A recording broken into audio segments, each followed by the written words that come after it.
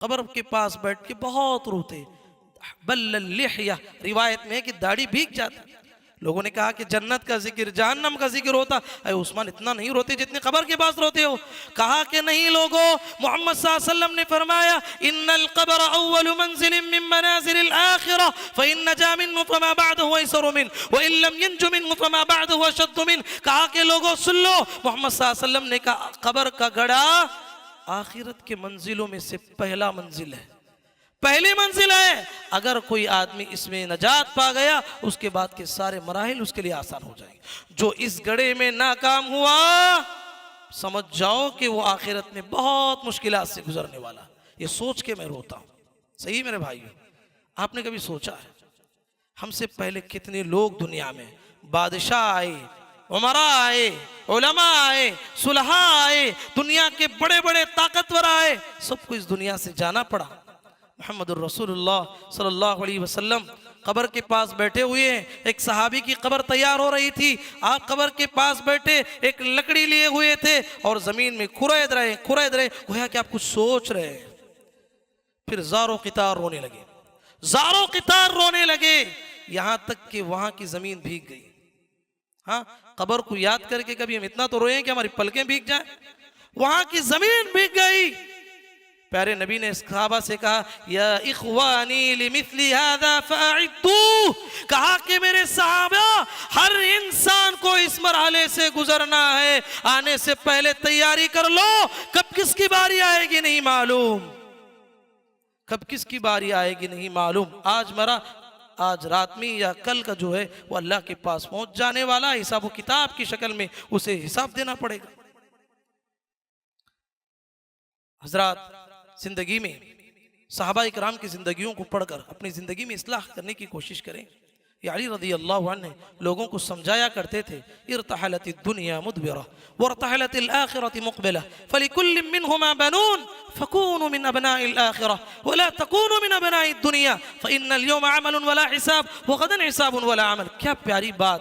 حضرت علی رضی اللہ عنہ نے کہا کہ لوگوں، یہ دنیا منہ پھیر کے جا رہی، تم اس کے پیچھے کیوں بھاگ رہے ہو؟ دنیا کے پیچھے کیوں بھاگ رہے ہو؟ آخرت تمہارا سامنا کر رہی ہے۔ من مات فقد قامت قیامتہ، قیامت تو بہت دور ہے، تم آج مرے ہو، آج خبر میں تمہاری قیامت ہے، سوچ لو۔ السلام علیکم ورحمۃ اللہ وبرکاتہ۔ حاضرین کرام، یہ مرکز، یہ مسجد قرآن کریم کی خدمت کے لیے بھی الحمدللہ کافی جو ہے پروگرامز بنائے رکھا ہے۔ اس میں سے ایک حفظ قرآن کا سیکشن ہے۔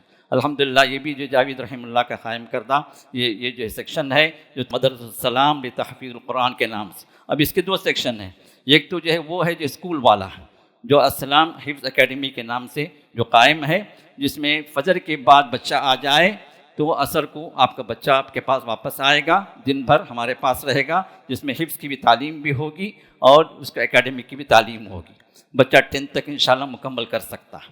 دوسرا جو ہے یہاں پر دارالاقامہ کے ساتھ یہاں پر بچہ یہیں پر رہے گا اسی مرکز میں، اور جو ہے یہ 24 گھنٹے ہماری نگرانی میں رہے گا، جس میں قیام و طعام، کھانا پینا بھی بچے کا یہیں پر رہے گا۔ اس میں بھی بچہ جو ہے آپ کا حفظ قرآن مکمل کرے گا اور ساتھ میں اکیڈمکس کی تعلیم بھی 10 تک یہاں پر میسر ہے۔ یہاں کے محلے کے جو بچے ہیں ان کے لیے عصر کے بعد، مغرب کے بعد، لڑکے اور لڑکیوں دونوں کے لیے الحمدللہ پڑھ رہے ہیں، اور اسی طرح عشاء کے بعد اور فجر کے بعد بڑوں کے لیے، چاہے وہ کہیں پڑھ رہے ہوں چاہے کہیں کام کر رہے ہوں، جس کو عشاء کے بعد آنے کا موقع عشاء کے بعد آ جائے، جو فجر کے بعد جو آ سکتے ہیں فجر کے بعد آ جائیں۔ الحمدللہ مبارک سلسلہ چل پڑا ہے۔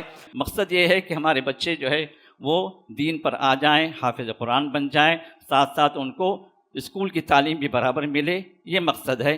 تو اس اعتبار سے فیسز پر ہم زیادہ زور نہیں دیتے، لیکن ہم آپ سے اپیل کرتے ہیں کہ جو بھی جو اس معاملے میں تعاون کر سکتا ہے، اگر ایک بچے کو بھی کوئی اسپانسر کرنا چاہے تو کر لے سکتا ہے۔ بورڈنگ کے بچے کو اسپانسر کرنا چاہے تو 8000 ہے، اور جو ہے اسی طرح ڈے اسکول کے بچے کو اسپانسر کرنا چاہے تو 5000 ہے ماہانہ۔ میری درخواست یہ ہے کہ کچھ مالی تعاون بھی آپ لوگوں سے ہمیں ضرورت ہے۔